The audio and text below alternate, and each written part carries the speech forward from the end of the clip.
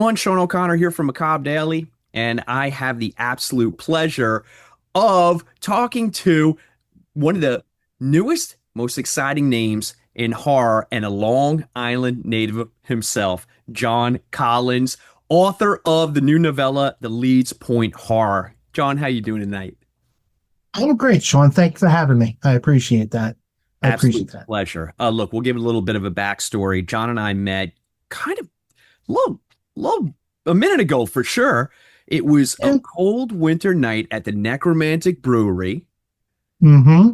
Robert Atone and Clay McLeod Chapman were doing short Yep. story readings. It was kind of an intimate crowd of maybe a dozen people, and horror people gravitate toward each other. And John and I Yeah. started talking, and one thing led to another, and it's kids on bikes and movie theaters and Night of the Living Dead, or sorry, Dawn of the Dead. And Yep. I was like, this guy is my people, and I hope you felt the same way. Absolutely. When we started talking about bad TV movies, I'm like, okay, we're in. We're in. Because nothing makes me happier than a really bad made for TV horror film. Oh, John, I may have something for you down the road. I have a panel coming up, or thinking about putting a panel together that is specifically bad made for TV movies. Ooh. You just locked Ooh. yourself in for that if you'll do it. That's cool. That's cool. I have all sorts of thoughts about that. All Perfect. sorts of thoughts. All right. Well, you know what? I know a little bit of your backstory, and I'm going to learn more because I'm actually going to go see John when he does his reading, which will be this Saturday. John, do me a favor. Could you give the time and the location for our viewers and listeners? I'd be happy to.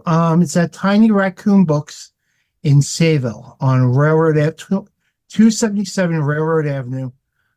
Easiest way to find it, it's right across the street from the Sayville train station.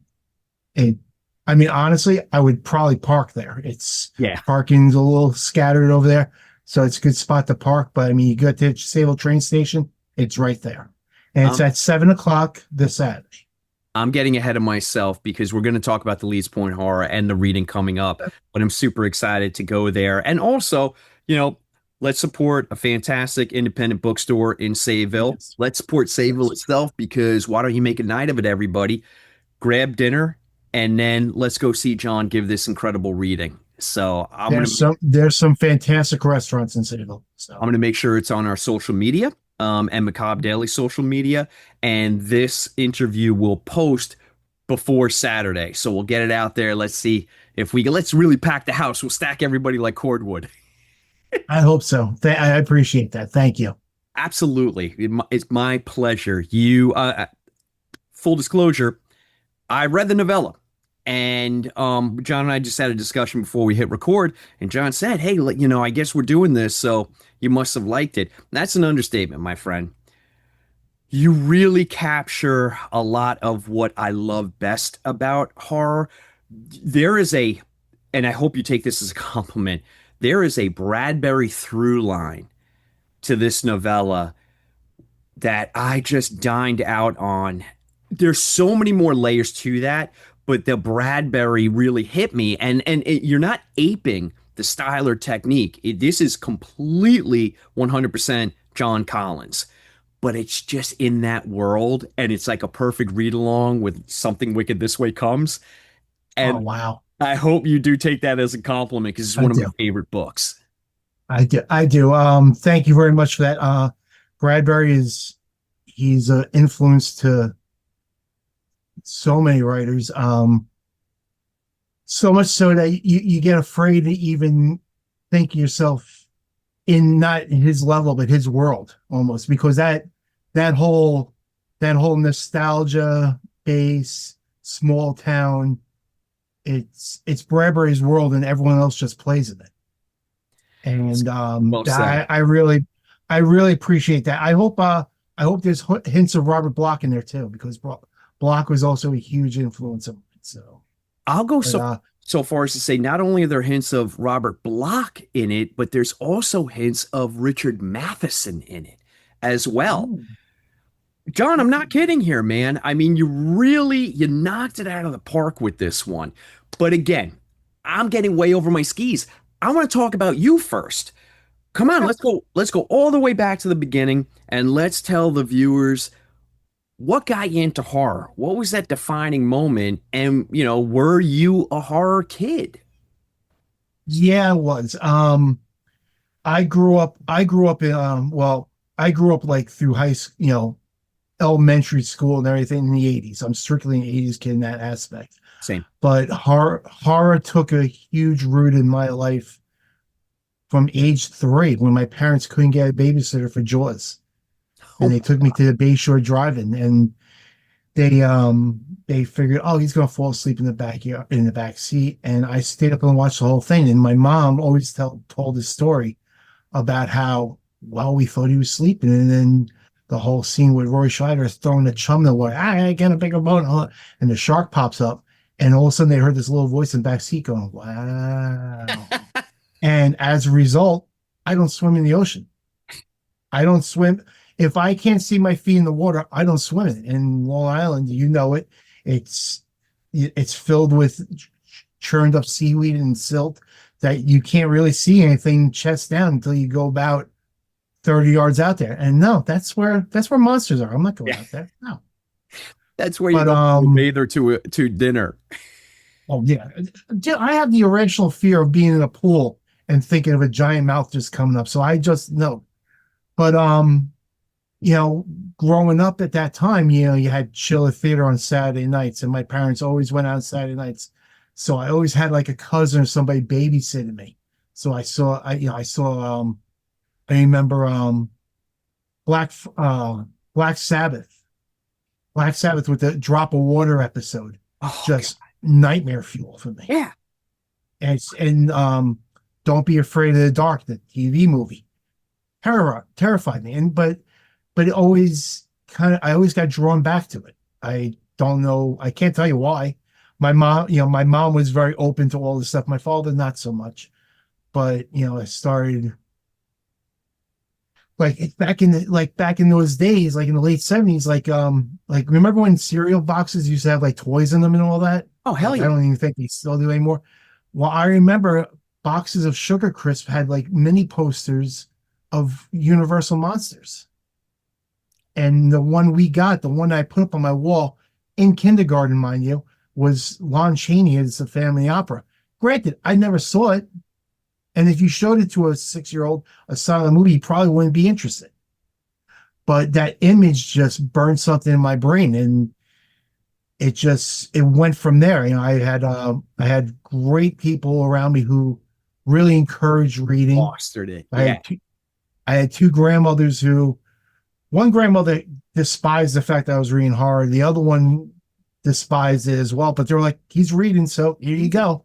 Yeah. And one grandmother, every Christmas, she would buy us some shirts and socks. Yeah. But she'd always get Ooh. each grandkid. Now, granted, she had about 7 or 8 at that time. So she would get it like a present. And I always got these Alfred Hitchcock collections. And they were always anthologies, not collections, anthologies. And it would just be like republished Lovecraft and Bradbury. But she gave me one. The one that just stuck with me was one called Alfred Hitchcock's Sinister Spies. And in it was a story, yours truly, Jack the Ripper, by Oh, Robert Bloch. come And on. that was it. That was it. That was the first thing I ever reread. I think I read it like 8 times in that weekend. It just fascinated me. I love those moments. And they stick with you. You never forget them. Were you the kid that went to the library, like the school library or the public library, and found the horror books and just poured over the pictures? Mm-hmm. Just like just Yep. imprinting them in your psyche. I had to track them down because there was this guy named Alan Frank who used to write these big like encyclopedia volumes of like films. And I took it out so many times. I remember hearing the librarians like, why don't you just say to my mom, why don't you just pay the $5 and let him take the book home? Yeah, let them have it. And my mom's like, no, no, no, no. And then, I mean, literally like 4 years ago, a friend of mine was selling books, and he's like, I got, and I'm like, oh my God, it's the book. this is a book. I was like so ecstatic I got this book. But yeah, but I was also very interested in well, folklore. You know, there was this really great book of like American folklore. And like they had this one story in there about the Bog Witch, which was just terrifying to me. Okay, for folklore, what do you gravitate toward? International, North American, what gets you? Now it's more a matter of just what catches my interest. Okay. Back then, you know, early 80s, it was more American, Native American, you know. Yeah, I the was always fascinated Wendigo, with stuff like that. like one of my favorite movies, and I'm not even sure if I really think it's a great movie. I think it has great moments, is Sleepy Hollow with Johnny Depp. And I the love main it. reason I like that movie is the Halloween, you know, background, that even though they're not saying it's Halloween with the jack-o'-lanterns and everything, I like stories set in that time period. Same. So it's just always that kind of, you know, I always went like there was an Evil Dead video game. I can't remember which Evil Dead game it was, but there's a part where the character Ash is transported back to like colonial Michigan. Yeah, like there was such a thing, I guess. I don't know. But he's running around with a blunderbuss and like a sickle because he doesn't have gas for the chainsaw. And I'm like, this is so cool. The game honestly sucked, but it was just like, okay, but I just love that time setting. Yeah. You know, I mean, if we Back to the Future it and I got stuck there, I'd probably be miserable because I need work in internet. But Yeah. but it Everything, just that all the those clothes are stories just itching. fascinate me. Oh yeah. Like I mean, I know you talk to Otone a lot. We share a love for like the Legend of Sleepy Hollow. We Well, that son of a bitch damn near moved there. That's how much he loves it. I know, I know he when he told me he was going there, I'm like, yeah, that pretty much works for you. By the way, we have a lunch date, and I'm grabbing you. You have no choice in the matter. The meeting is mandatory. Robert, myself, Nicole Wolverton's going to try and make it, even though she's in Pennsylvania, and Matthew Mercier. Uh, yeah, we're I don't gonna. know Matthew. Yeah. I've heard his name. I don't know him. Oh, you're gonna. He's as lovable as you are. You guys are gonna get along like a house on fire. He's awesome. Awesome. So I'm picking you up, and we're and you're gonna keep me company on the ride, and we're gonna go there and have I'm good. lunch with those guys, I'm good. Let's do it. and we'll talk Let's do horror. it. Yes. I could do it all day. I could do it all day. You make me nuts with reference to Chiller Theater, and then there was Creature Feature on Channel 9. You know, you and I grew up during the same time period, and the 80s, you know, I know people get sick of it. Oh, the 80s, always talking about the 80s, but it's true. It just happened to be this incredible time for film in general, but horror in particular. And I know because we've talked about it previously that we were very much kids that went and saw, you know, the new releases, and we were very much Mhm. movie theater kids. And I love that that's still there for this generation. That's hopefully is not going anywhere. The thing that they don't get though, that you and I experienced, and I hate to be old man yelling at the clouds like this was better, but Chiller Theater, when you're watching that on a Saturday night, you at least had those commercial breaks to like, get your pulse under control. Yeah, yeah, but Tubi has commercial breaks. That So if is you true. catch one of those movies, if you catch it on Tubi, you'll get your commercial break. But yeah, but it was also, I don't want to sound like the old man in the clouds either, but it almost felt like you had to work for it more. You You had did? to work for Hey. it. Yeah, Jaws was on once a year on network television. Yeah. If you missed it, you didn't see Jaws that year. So Jaws on Channel 7 on Sunday night at 9 o'clock was an event. You know, like I remember Salem's Lot. You know, I remember my cousin Linda was babysitting us, and she wasn't like a really big horror, like she wasn't a King fan per se. She always read like nonfiction, that kind of stuff, but she wanted to watch this movie, and I convinced her to let me watch it with her, and it terrified me. Of course. It terrified me, Of course. as it did everybody. But you had to wait, and like if you missed it, you didn't know when you were going to see it. Like when we got when we were like one of the first houses in the neighborhood that got a VCR, and my parents' rules with horror films. Well, my mom's rules. My dad could be a little temperamental about it at times, but my mom's rules were very simple. Texas Chainsaw Massacre is okay. I Spit on Your Grave or Last House on the Left, not okay. I also was forbidden from watching Porky's. I was forbidden from watching Animal House. And she's like, you're not going to hit anyone with a sledgehammer or chainsaw, anybody. But I don't want you to learn about sex from Porky's. I Okay. mean, look, it's a fair point. Yeah. Yeah. And of course, I had the one friend whose parents really didn't give much of a shit what we did. So I saw all those movies over there. But at least in my home, that was kind of like the structure. And it was the best parts of we're watching the movies with them. But anytime there's like a nudity scene, like I remember the movie Madman, the Madman Mars Mhm. and all that. There's this really bad sex scene where Galen Ross, who Dawn of the Dead, she's in the hot tub with her boyfriend. The hot tub has to be the size of a public pool because it's just they're like circling each other. And my parents, okay, turn around, look out the window. All right. So we turn around just watching the reflection of the window. So, they never clued into it. I'm But gonna. I have to tell this story quickly. I'm gonna piggyback on this. My parents, honestly, there was very little supervision when it came to the TV, and we had cable. So you would get all of these incredible R-rated movies during the day because they just wanted content. They were throwing anything on there. And now, when I think about this, I feel the heat rising in the back of my neck, and I would literally start to sweat in real time. I was watching Michael Caine in The Hand, and it's a very sexually graphic movie, and my yes.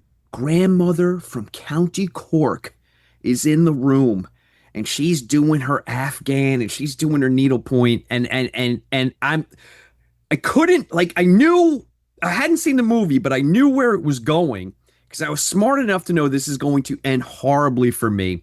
But I was immobilized. I couldn't get off the couch. And it was unfolding on screen. And I just feel my grandmother looking at me. I got in so much trouble. Oh my God, I got in so much trouble. There was more supervision as to what I was watching from that moment forward. The movie that did that to me, and I didn't put it on, it just came on. This is when, I mean, if any kids are watching this, we had cable boxes. We actually had to push the button to get to the Oh, channel. yeah. I was watching something. I can't remember what it was. It couldn't have been that good. But this movie called Lipstick came on. Oh, Jesus. Chris Sarandon was a sexual predator. Yep. And it came on, and my mother walked through. Now I didn't, and I remember my argument was I didn't make the thing. I don't even know what this was. You didn't even put it on. You just happened to be It watching just cable and this came came on. on next. Yeah, that was the only one that I really, really had problems with. But after I got older, I started discovering the love of bootleg movies. There was a place on there's a video store in Patchogue, 112 Video, that the shelves were lined with bootlegs. And he was like the good pirate movie guy because if a real release of that movie came out, he'd put that on the shelf and take the pirate one away. Oh, good. But okay, so, but I mean, I would say, that's how I saw Cannibal Holocaust. That's how I saw like Emmanuel in America and all these other things. I'm like, damn, I should not be. At this point, I'm like 17 to 21, and I'm still like, I should not be I don't watching know if I this should be shit. watching it. Yeah. I should not be watching this. But I mean, there was a lot of fun memories of that too. Like I got, like the Fulci movies, which I'm still like a huge fan. John, I got to get you together with Matt Orozco, the owner of Macabre Daily. We're going to have to do, we did a Fulci retrospective. Actually, we did a Giallo retrospective in the beginning of the year. We're going to do part two. I'd love to get you on that panel too. Well, Huntington Cinema Art Center is doing Fulci in August. Are you going to go? I'm definitely I'm going to see gonna it get. beyond. I'm going to the Beyond, and I'm gonna try my best for the week later at House by the Cemetery. I'll buy you a beer. I'm there. I'm Nice. there. All right, But all right, dude. We could talk all days about movie. We'll spend the car ride up to go see Robert talking movies, but we have to talk about this phenomenal novella. I want to start though with we talked about some of what I thought were some fantastic read-alongs. Um, Give me a little bit of the backstory and history to your horror literature education, for lack of a better word. um, I like I said before, I was very lucky to have two grandmothers that were very, very literary, even if they weren't reading the same stuff that I was interested in. My mother read everything. And so like the first book I read, the first actual book I read, cover to cover, was the novelization of Halloween by Curtis Richards. Nice. I got that from my questionable best friend and his family. I got that from his older brother. And I was fascinated with it. Because I mean, I know people say my age talk about how they saw Halloween in the movie theaters. I'm like, dude, you were 6. How did you see Halloween in the movie theaters? Yeah. But I tried to talk my mom into it. She wouldn't go for it. So I read the book. From that, I just kind of rated her for the first few years of me reading novels. I just rated what she had. So the follow-up book, because I got hooked on it. I was like, wow, this is really cool. I read Salem's Lot, my first King, and my favorite book of all time. And I might be with you on that one. Damn. Yeah, I might be with you on that. it just holds up so well too. It sure does. Just it's set in the 70s and doesn't feel dated. It doesn't. It's when I first read it, I'll be honest, I probably didn't get a lot because it's a thick book. The Halloween book was like 170 pages. Yeah, good Sounds quick less, read. just under like 600. And there's a lot of stuff that I like probably went over my head, my little 8-year-old head, but the Glick kid at the window and all those other things. And then, I finished that and I just like grabbed the next book on her shelf, which was Ordeal by Linda Lovelace. It was her autobiography. You gotta be. And then the ball just went rolling because that if Salem's Lot didn't wrap me up, this one just crushed me and tossed me away, and a new person came away from me. I came away knowing more about life than I should have at that. Well, a section of life. Guy, you created like a grindhouse education for yourself off this Yeah. bookshelf. Oh, that's fantastic. Oh, I love And it. so basically, I just read whatever she had. I mean, she had some friends that would always lend her books. So occasionally, like Peter Straub would come across, which was a little more adult, obviously a little bit more adult than Stephen King. And a little bit It was of a lot more tougher read too. Yeah. Yeah, it was a lot more subdued. But then when I got into like junior high school, I got suspended for school for reading Ketchum's Off Season. I can't believe And they I even just knew. sorry. I can't believe they even knew, that it was off season. Well, what happened? Short story. I could go long on this. Short story was in my class we were reading The Outsiders, and I blazed through it. And it's honest, I didn't like it. I just like it is what it is. Yeah. I mean, I remember at the same time the movie was coming out. I remember seeing the movie and enjoying the movie a lot more. But the copy they gave me, the cover kept falling off, and it was the same exact size as my copy of Lost Season. So when he would pull out, read chapter, blah, blah, blah. I put the cover on, I'm reading All Season. All of a sudden, I see this hand come over, grab it, Oh no. pulls it up, and he starts reading the chapter I'm reading to the class, Ooh. which, have you read All Season? Yes, I have. This is the scene where the main character is having sex with a boyfriend right as a cannibal's attack, which, if you remember, is extremely graphic. Now, this is the cut version. This is not the version that's floating around now. Okay. It's still insanely graphic. Oh, Yeah. And I got suspended for 5 days from school for reading pornography. That's insane. Oh my God. Oh my God. But then reading what I wanted became an act of defiance in a lot of ways. Which, you know what? I mean, that's not a bad way to be if you're a reader. And it's actually not a bad way to be if you're an author too, so When I told Ketchum that story, he was livid. I I got to meet I got to meet him at a Chiller Theater convention, and I bought a copy of Night Visions because he had a new novella in it.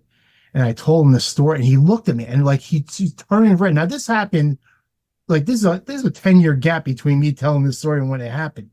And all of a sudden he reached behind the bag, behind the table, goes into the bag and pulls out the British copy, signs it.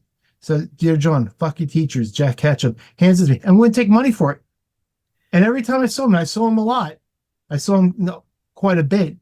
He couldn't remember my name, but he always like, you're the guy who got suspended from school. Yep. Yep.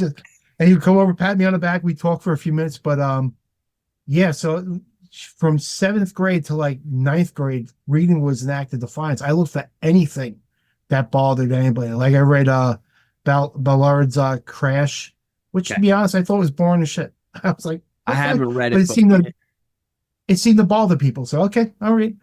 So, but that was my mission. Then the Splatterpunks came, and that was the end of it.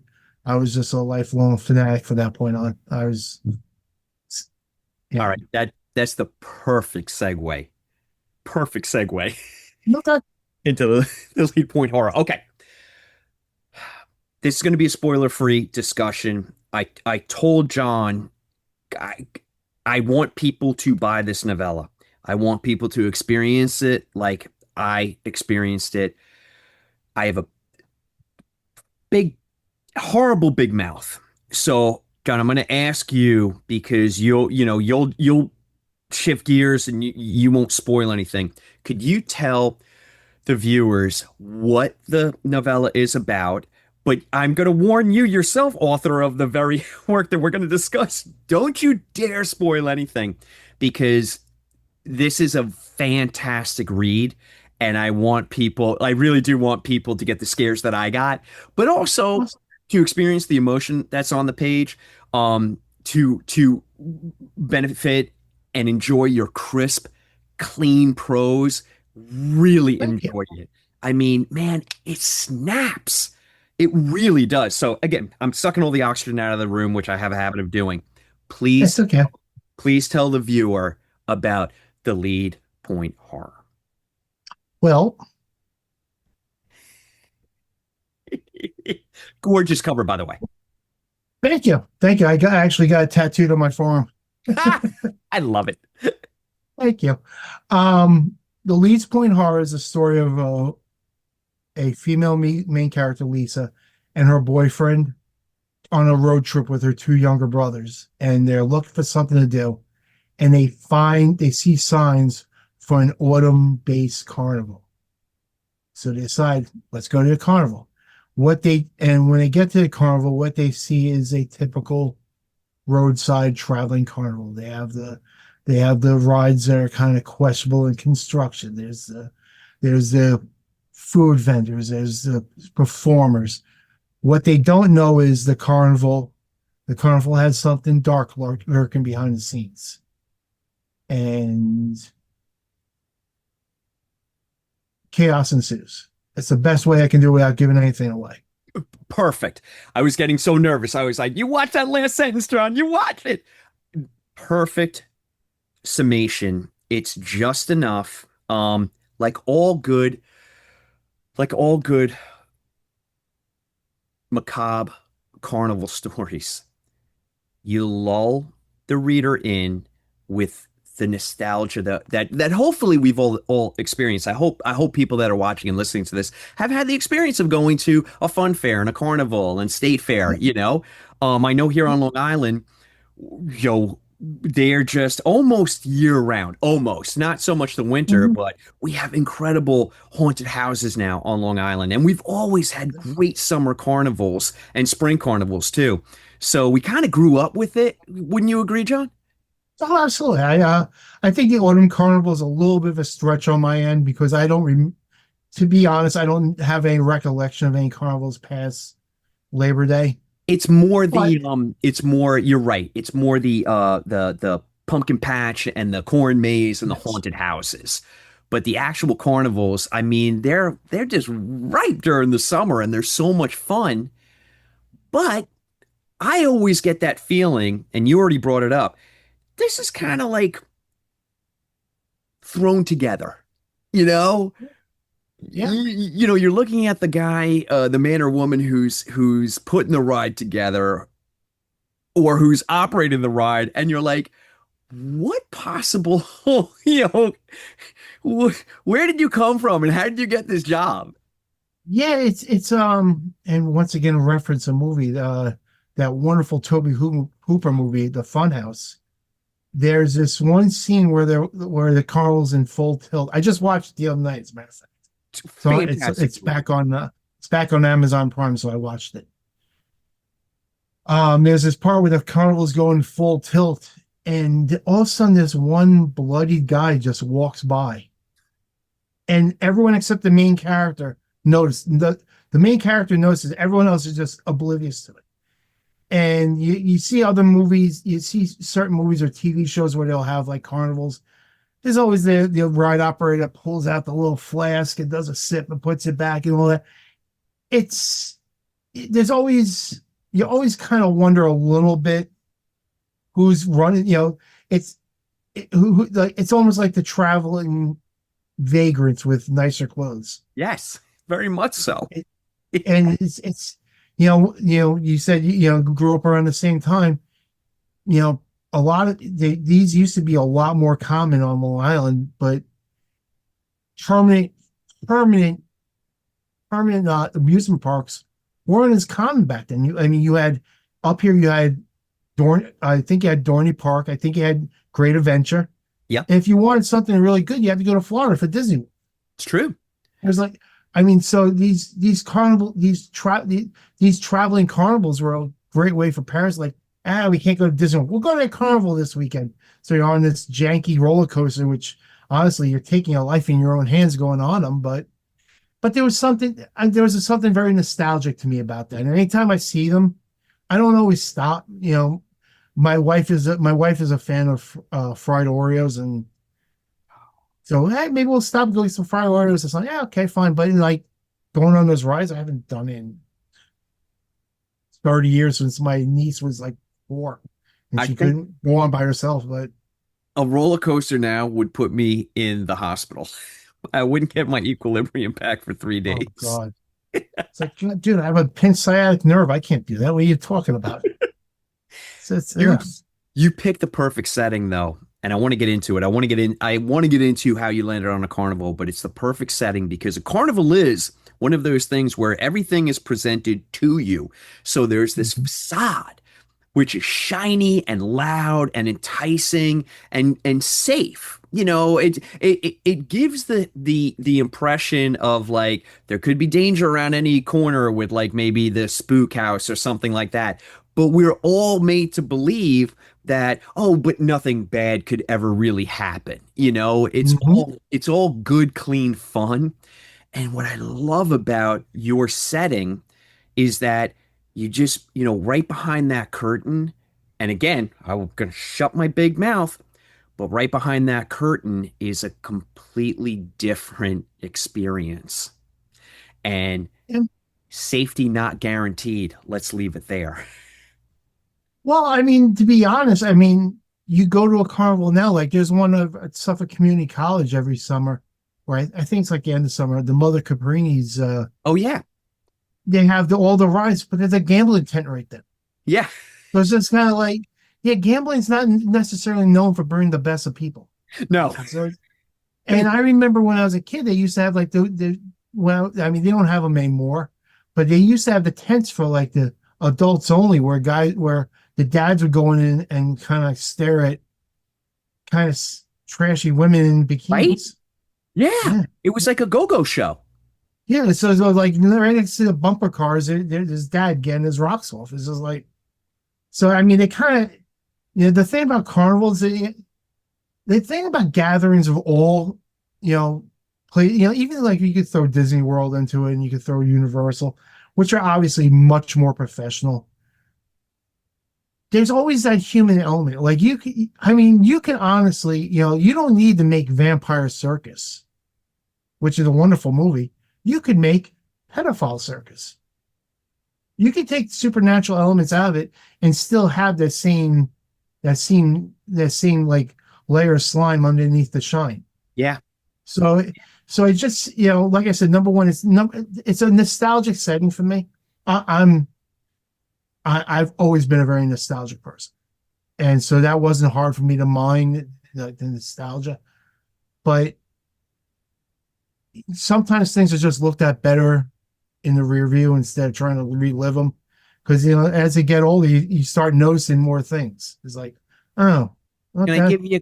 I want to give you a compliment, John. Your Sure. nostalgia, Thank you. the nostalgia that you write. When people write nostalgia, when authors write nostalgia, there's the danger of making it too rosy, and then sometimes that slides into too campy. You don't do that. Like it's a very, very honest and accurate portrayal to what I'm going to assume is your experience with these places. You're mining that experience that you have. But I felt like it was very true to form. It felt real and it felt accurate. And again, this is your experience. It's not necessarily I'm plugging in my past experience, but the fact that everything rang true and it just broadened the story and made it feel real and then by proxy made it feel deeper and more impactful. I just love that. You crushed it. Well, thank you for that. I always think, and I'm not saying me, I always think that good fiction will make somebody feel a certain way and remind someone of something they experienced that hooks them in. When we were saying before about like Salem's Lot being timeless, it is. It's firmly set in the 70s, but King was smart. King wasn't talking about like when he mentioned a character with like we're gonna watch the Red Sox. They didn't mention the rabbit ears are busted where no one will relate to it 30 years later. Just everyone can relate to sitting down and watching a baseball game. Yeah. You make it good enough that like you can put your own experience in. I think the biggest problem with nostalgia based, and maybe someone will say I didn't do this well, it's fine. But I think the biggest problem with nostalgia based stuff, like I don't think some of the people actually experience the things they're trying to be nostalgic. Like Stranger Things, the first season, which I enjoyed it immensely. Once it got to the second season, I'm like, there's people who weren't alive in the 80s interjecting into these stories.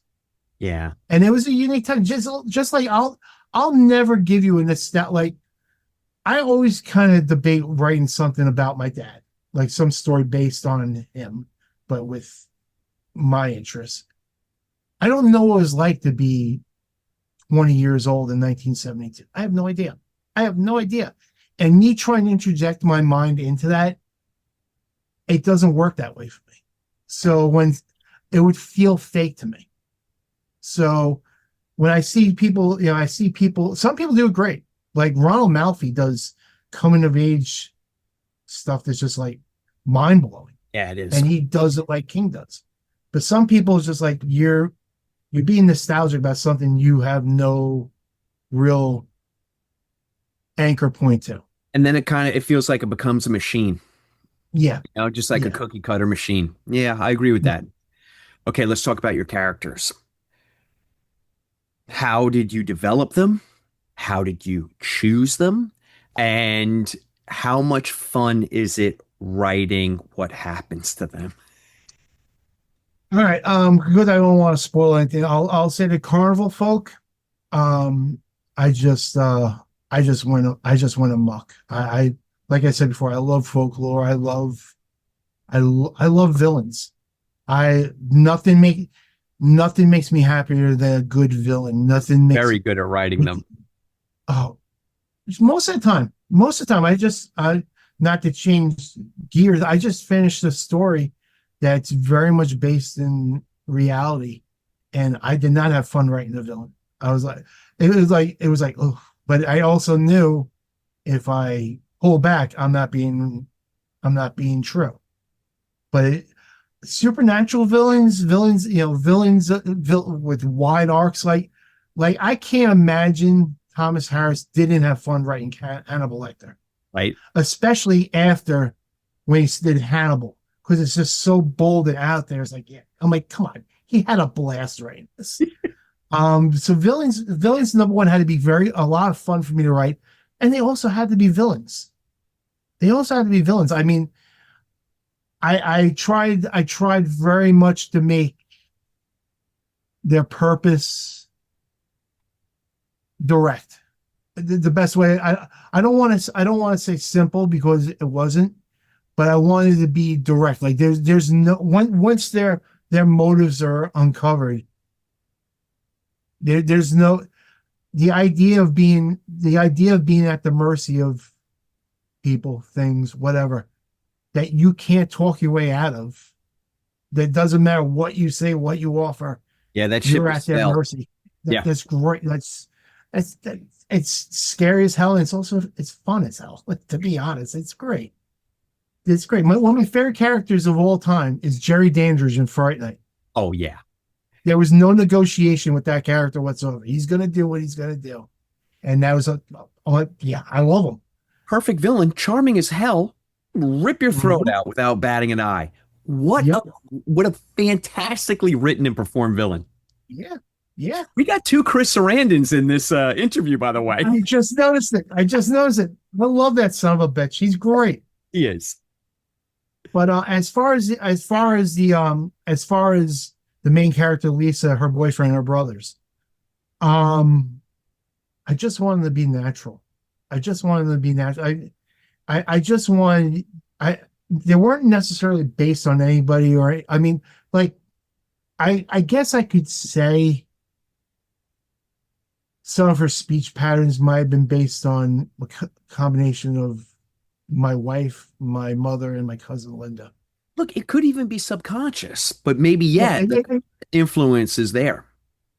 you know, because someone who read it asked me, he's like, without the brothers, was that you and your brother? I'm like, no, no, that was not me and my brother. I was It going to ask. wasn't at Yeah. all.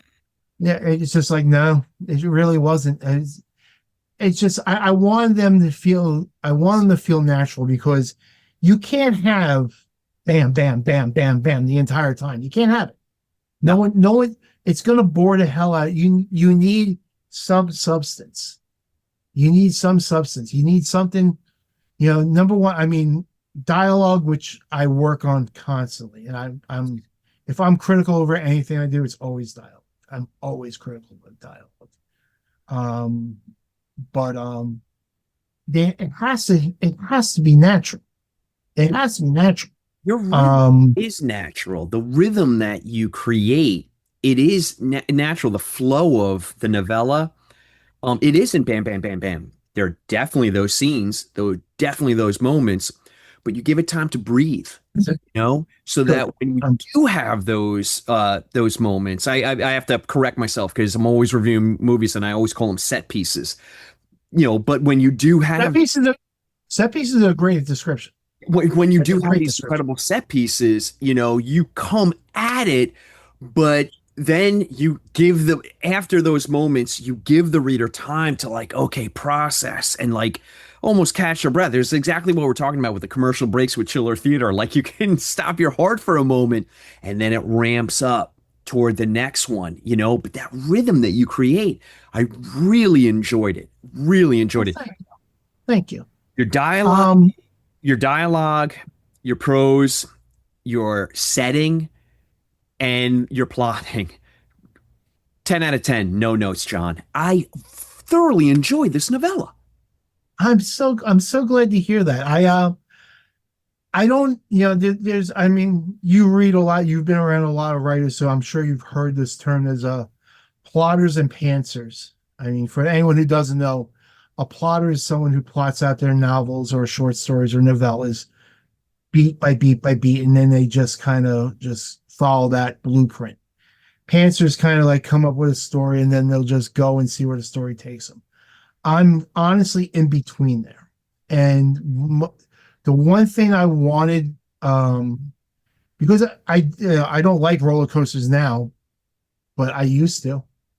And the best roller coasters to me, like if you went to Six Flags Great Adventure, the best roller coaster there was always Rolling Thunder, the old wooden one, Hell yeah. because it just whoever designed it just knew the right spot for the turn that kind of slowed down and then picks up momentum again. It didn't rely on, oh, it's as fast as a drag strip car and all this other. What in roller coaster, people? What in Yeah, roller? You felt every single. the Cyclone in Coney Island, still one of the best roller coasters. Yeah. But what I wanted with this is I wanted, not good peaks and valleys and turns, but when it got to that breaking point, it's just a deadfall plunge. And that's what I was hoping for. And that's it took a lot to I don't want to say a lot ended up on the cutting room floor. I don't want to say that, but it definitely stuff got trimmed, but there's no regrets there because I just felt once the rhythm started going, I was just like, yeah. And I'm like, it went from being very daunting to start to fun, and then it almost became like a really hard workout You knew what to you write had. it. You knew what you had at that point. I I was can hoping, see it. I was hoping that, I, I write, I write because I want, number one for me. Sure. Um, I want everyone to write it, but I also, a part of me, I write for other writers, if that makes any sense. No, it does. It does But for like, sure. like when Otone just raved about it, I was just looking, I'm like, really? And it's not because I didn't believe it. If I didn't believe it, I would never sent it out. But it just meant a lot that the people that, like the people that blurbed it, the people that blurbed it, I knew send it to each one of them. If they didn't like it, they'd tell me. Yeah. I knew it. And the fact that they liked it just made it all the more worthwhile to me because they understand. They understand the Friday nights in the darkened office, typing away and then typing out something maybe it's 600 words and then going, shit, that sucks. And then deleting the whole thing and starting over again.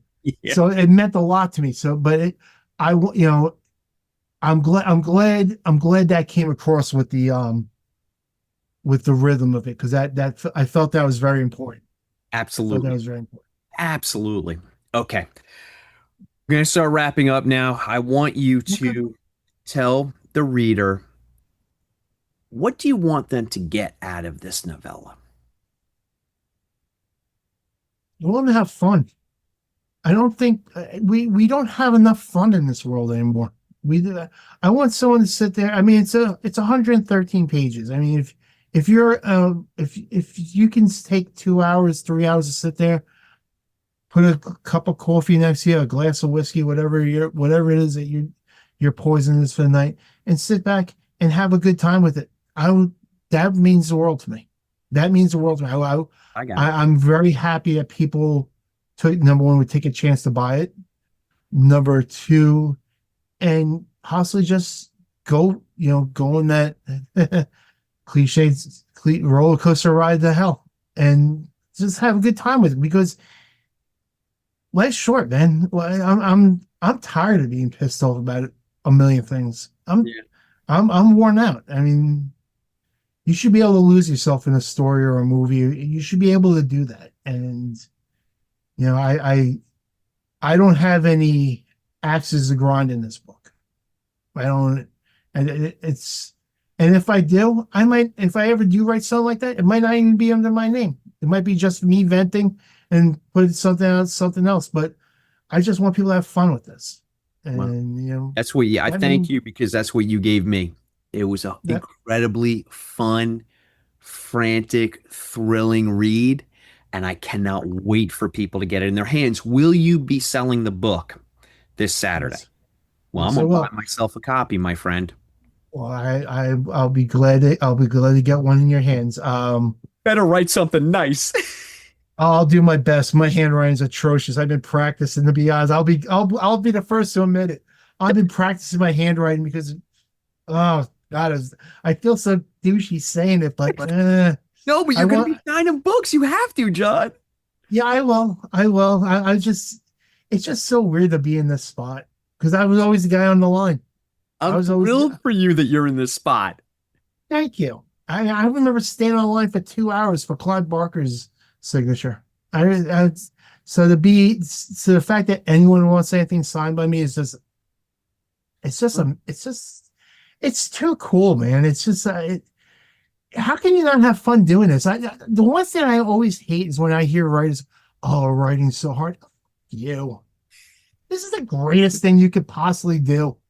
You're getting to do exact. I mean, no one writes.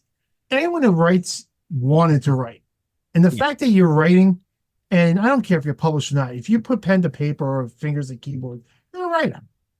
And the fact that someone wants to publish it and people want to read it, don't give me that. Don't give me that tortured artist bullshit. Every time I get behind the keyboard, I'm happy. I'm happy. It may be hard at that moment, but you know, you don't understand what goes into this book. Stop it. Yeah. Go lay Stop it. 2 miles of baling wire fence in, Yeah, and I drive a Austin, Texas. bulldozer Yeah. during the day. It's hard. It's not even that hard. I know people who work much harder than I do. That writing and you get possibly paid for it? Right. Please Well, stop it. the fun you have writing comes through in your work. It really And does. that means a lot to me. That truly means a lot to me. If one person takes away anything I took away from reading Off Season or The Light at the End by Skip Inspector or Lost Souls by Poppy Bright, if one person takes an ounce of what I took away from reading those things, uh, I could die a happy man, to be quite honest. Nice. Just Nice. not before this Saturday. Yeah, I'll no, die after that. no. I'm looking forward to seeing you. So, I'm looking forward to seeing you too. We're gonna have a good time. James Chambers. I don't know. Do you know Jim? I don't. Well, I'll introduce you. Thank you. One of my favorite writers, good friend. One, if you love short stories, oh my God, read Jim Chambers and read Carol Geisander too, who Okay. just won the Bram Stoker Award. By the way, I must add, phenomenal short story writers. He's gonna be doing the Q&A after the reading. Oh, I And can't wait. Can't wait. I Can't can't. wait to meet him. And can't wait for the Q&A. Yeah, it's I couldn't. If I'm gonna say, I mean, I'm rambling, but read more horror, people. Yeah, Read no, I Summer agree. Cannon. Read Jonathan James. Read Robert O'Tone. Read all these people. They're wonderful. Horror literature is honestly having such a fantastic moment. It has been for the past half dozen years, maybe even longer. We're in like this, mirroring that fantastic period during the 80s, except the writing now is more diverse and inclusive. So that's always great. You're Yeah, part of that now. yeah, yeah. I heard somebody with some influence say that, oh, the valley's coming up, and maybe in terms of sales, maybe, I don't but know. but I'm not doing this. I mean, to be honest, yeah, yes, it'd be nice to make money. I have a day job. I have a job that pays my bills, gives me insurance and all that stuff. I do this because I love it. Yeah, you're I do doing it it for the because I passion love of it. it. That I comes- mean, it's just, you know, it's a weird time, obviously. It's obviously a weird time, but there's so many small independent presses out there that they're putting up such beautiful things. I mean, Alien Buddha's been great to me. Alien Thank you Buddha's for been, mentioning them. yeah, Thank you, they've John. been, I highly advise, and he publishes all sorts of stuff. Yeah. The owner just sent me a PDF of a poetry book, which is like, poetry's not really my thing, but I'm enjoying the hell out of it. And I'm like, okay, cool. He just tries he's not afraid to try different things. Filthy Loot's another publisher that's just, Clash books, Bad Handbooks. There's so many things to choose from. And Absolutely. the fact that anyone's gonna pick me over some of these other ones, even if it's just for a moment. Thank Right. you so very much. Well, you've earned Thank it, you. my friend. You really have. I mean, you're very modest and you're very humble, and I think that's fantastic, but you've earned it. I read it. It's there on the page. The goods are there. Thank you. I can't be anything but honest with a guy with Planet of the Vampires poster. I can't. Yeah, I love that movie. I love that movie. Dude, you and I are going to talk movies so much. I'm not going to bother you on Saturday. This is your night. I want you to have at it, but you and I are going to share a beer soon, my friend. I look forward to it. I look forward to it. Nice. John, do me a favor, give Saturday night one more time for our listeners and our viewers. Tiny Raccoon Books on 277 Railroad Avenue in Sayville. It's this Saturday, the 12th at 7 p.m. I believe it goes from 7 to closing, so it's like 7 to 9:30 or something like that. Okay. But we'll be closing out the store. Nice. We'll be closing the store and support independent booksellers. There's not enough of them. Not enough of them. Support them. Yeah, Well, I can't wait. I can't wait for Twisted Spine to open up. I cannot wait. I cannot wait. Also, I'm going to be going to Williamsburg quite a bit. Damn it. I hate driving in Queens. I know. But I can't wait for it. We need more independent bookstores. And Barnes and Noble. Go to Barnes and Noble. Buy books. Read books. They finally brought back their horror section. It's fantastic. And they're doing a good job. Triple the size of what it used to be back in the day. Yeah. They're doing a great. To be honest, I don't remember them having a horror section. I knew Borders did. Barnes and Noble, I thought everything was either science fiction or fiction. But whatever, it doesn't matter. I was in the they had the new Larry Barron. Yeah, they have the new Larry Barron copy collection in the one in Stony Brook. I was like, great. Fantastic. Wonderful. I'm right. All right. I will see you Saturday, my friend. Everybody, Thank you. please. The book is out. It was released July 1st. The Leeds Point Horror. John Collins is, I said this before, and it's not smoke, John. You're a new, exciting name in horror fiction. I cannot wait to see where you take me next. Thank you very much. I appreciate it. I appreciate it. And we'll talk about it. We'll talk about it more Saturday. Sounds great. I cannot wait. Awesome. Thank you. Thank you, Sean. Your time tonight. I really appreciate it. Thank you.